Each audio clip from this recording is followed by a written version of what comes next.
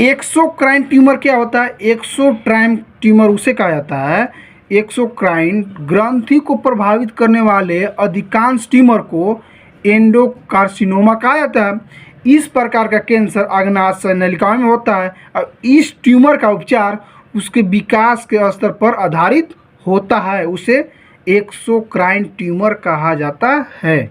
Endocrine tumour किसे कहा जाता है? इंडोक्राइन ट्यूमर उसे कहा जाता है, देखा जाता है कि यह ट्यूमर कम है और अधिकतर सौम्य होते हैं।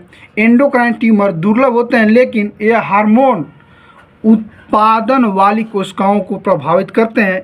इन ट्यूमर को आइलेट से सेल ट्यूमर या न्यूरोएंडोक्राइन ट्यूमर भी कहा जाता है। लेकिन इसमें एक बात और है कि अग्नाशय कैंसर के 95% मामले एक्सोक्राइन कोशिकाओं से शुरू होता है।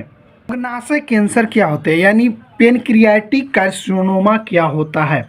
बता दूं, अग्नाशय कैंसर या पेनक्रियाटिक कैंसर आपके अग्नाशय पेनक्रियाज में ऊतकों में शुरू होता है।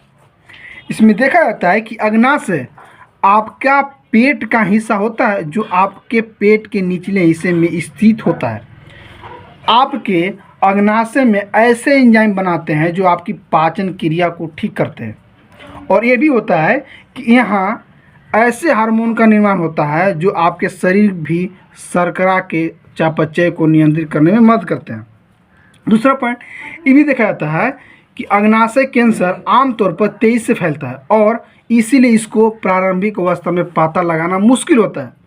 लेकिन अग्नाशय कैंसर के शुरुआती दौर में पता लगाने पर इसको रोकना मुश्किल हो जाता है।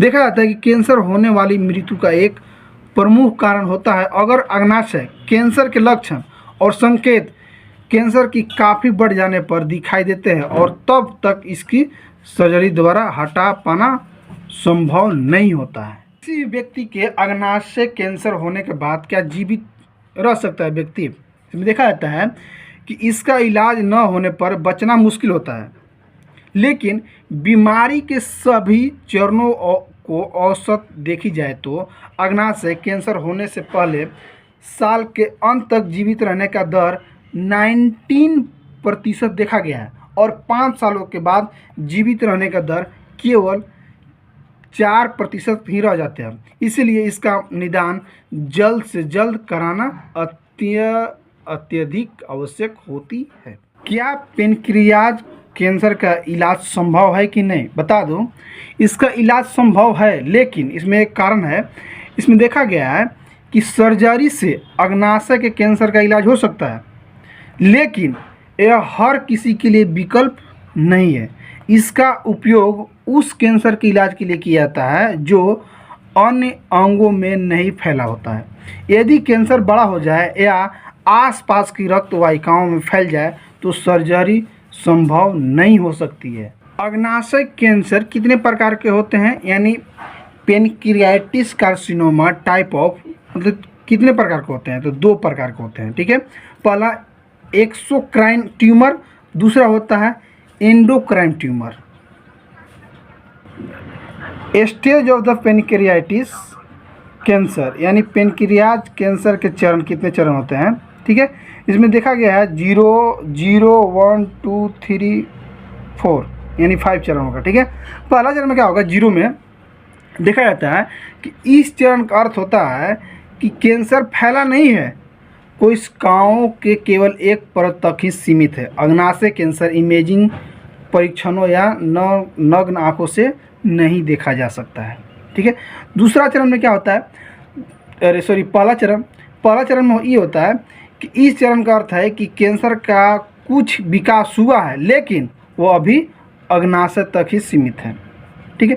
दूसरा चरण में क्या होता है कि इस चरण का अर्थ होता है कि कैंसर का थोड़ा और प्रसार हुआ है और वह अग्नाशय के बाहर या पास लिम्फ नोड तक फैल चुका है, ठीक है।